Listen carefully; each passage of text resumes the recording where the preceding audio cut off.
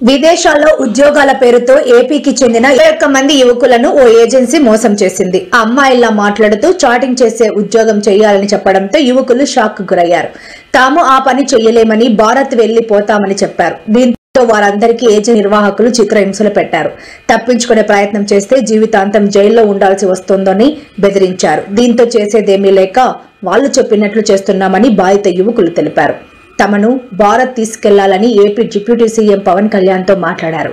ఈ విషయాన్ని కేంద్రం దృష్టికి తీసుకెళ్లి తమనందరినీ భారత్ తీసుకొచ్చే ప్రయత్నం చేస్తామని పవన్ హామీ ఇచ్చారు. మోసం చేసి వేలాది రూపాయలు కాజేస్తున్న ఏజెంట్లు, ముఠా సభ్యులు దేశంలోని అన్ని రాష్ట్రాల్లో ఉన్నారు.